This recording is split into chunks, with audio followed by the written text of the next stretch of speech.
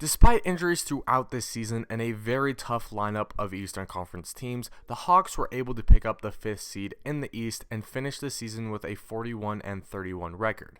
But does that mean that they are ready to win a championship? In today's video, we'll talk about the Atlanta Hawks and whether or not they are legit title contenders. Let's get right into it. If you've not already, please make sure to like this video and subscribe to my channel. I'm uploading videos every single week and the support goes a long way. But anyways, getting right into things, obviously the first thing that people think of when they think of the Atlanta Hawks is Trae Young. He is a legit star player, and obviously having an elite point guard on your team that is a threat both to score and to pass the ball is a huge advantage, and the Hawks have one in Trae Young. On the offensive end, Trae Young has very few weaknesses. He's obviously one of the better shooters in the entire NBA, but he can also finish around the rim as well. When he gets into the paint, his floater is almost automatic, he runs the pick and roll great, and obviously having two bigs in John Collins and Clint Capella to set him screens sets up a lot of good situations for Trae Young, and he usually tends to make the right decision, whether it's passing, pulling up for a shot, or getting into the lane and making a floater like I mentioned before. Trae Young is pretty much the total package on offense. He has everything that you want your point guard to do. He makes all the right choices 99% of the time, and obviously he is not as strong on the defensive end because of his size and strength, but because of how versatile he is on offense, I think that his weaker defense can be overlooked because of how much he does for the team.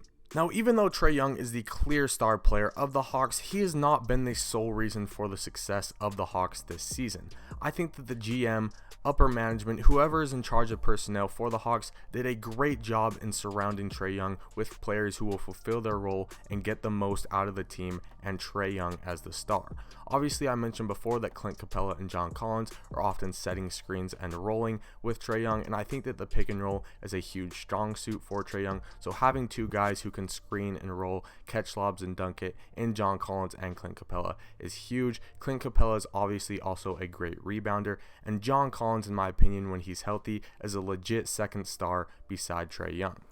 Having two good big men to go with your point guard is obviously a huge advantage, but they also have a handful of good shooters that also play with Trae Young and the big men, which opens up even more options for them. Bogdan Bogdanovic is obviously a great shooter as well. They also have Kevin Huerter, DeAndre Hunter, Cam Reddish when he's healthy, Danilo Gallinari, who's a veteran who can knock down the three, Tony Snell, who has had the highest shooting percentages of anybody in the league this season, and John Collins, even though he's a big man, can also stretch it and hit the three every once in a while too. The only thing holding back the Hawks, in my opinion, is inexperience and youth, and maybe the fact that they don't have a legit third star to go with Trae Young and John Collins.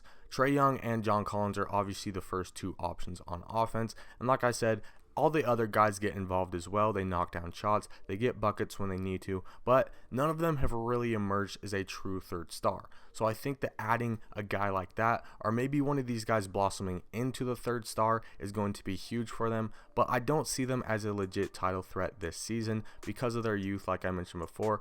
I think that they were under the radar this season because of injuries, and had they stayed healthy, had they been able to build that chemistry and have their complete team for the full season, I think that they may have even been a higher seed this season in the playoffs. I think that the Hawks are a legit team, and they are going to be a threat in the East for years to come. I think that Cam Reddish still has potential. He has not lived up to the hype that everybody had around him coming into the league. I still believe in Cam Reddish. I think he has potential to be a great 3-and-D player and maybe even turn into that third star that the Hawks need. But if not, I think that the Hawks will add another guy, or they need to if they want to become a legit title threat. And I think that they have built a great foundation to contend for NBA championships in the future, and this is only the beginning for them.